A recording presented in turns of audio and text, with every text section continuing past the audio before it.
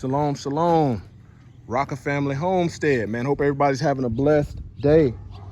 Man, today I'm gonna show you how to get some more performance out of your zero turn mower. Roll that footage.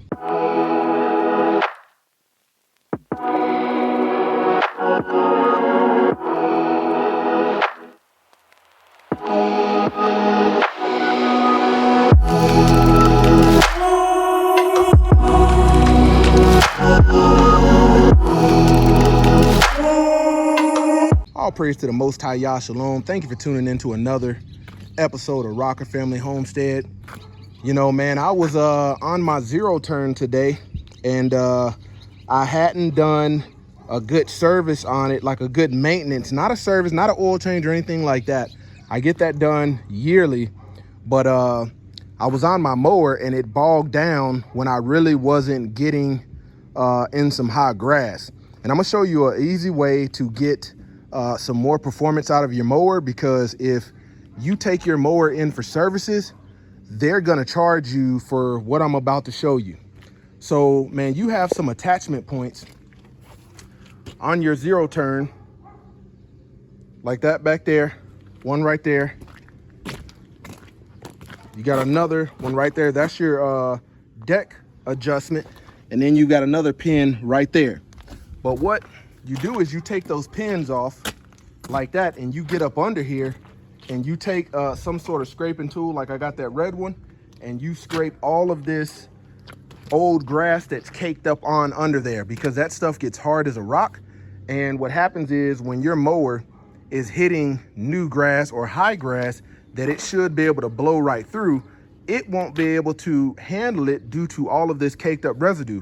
Man, this caked up residue right here, or grass clippings, man, can easily take up 2 inches. Imagine an inch or 2 inches worth of cake up build and it trying to fight through that. You know, 9 times out of 10, what's happening is it's trying to knock all this stuff loose rather than cut grass, and you're not gonna get a clean cut. So by having all of this out of the way, scraping it all off, real easy, man. Take you about a good hour to do, depending on how bad it is. And take your water hose, get under there and scrape it.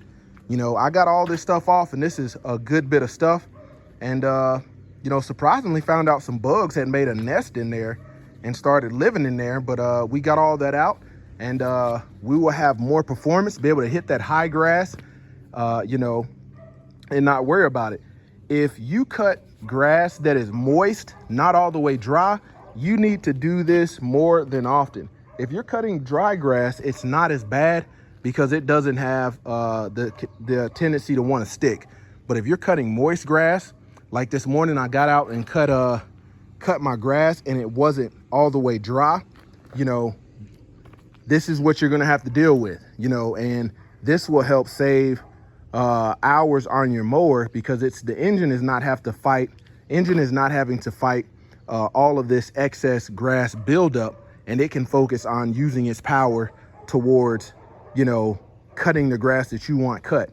You know, I started noticing, okay, this morning when I was cutting, it was leaving big patches, and I was like, man, this thing to get cleaned out. So, man, I did that, you know. And I'll show you another one. If your lawnmower has these little belt covers, while you're doing this service or doing this maintenance, you can take a, you know, whatever size bolt or socket you need for those and take those plastic covers off, because grass gets caked up under there. And if you get too much grass caked up under there, you will throw a belt in the middle of cutting. And if your, you know, service place doesn't have that belt on hand, your mower might be down for a week. So, man, I do this a good once a year, getting all this stuff off, just basically cutting grass on the homestead, and you will have a good clean cut after this. And this is if you were to change the blades.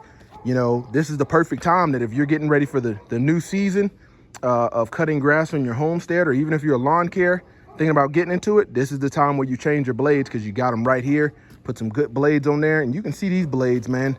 These blades only got 1 season on it, and you know, they getting pretty tore up. But man, you can even take these blades off and file them. You know, a lot of people sharpen them, they just don't get rid of them. But you can do that one with a belt sander and be good to go. But just wanted to show you that, man. Just a quick way to save yourself a good $50 in service fees if you have to take your mower in get all this stuff done out of the way so they're not having to do that and charge you for it if you take your mower in to get service. So just wanted to share that with you. Rocker Family Homestead out.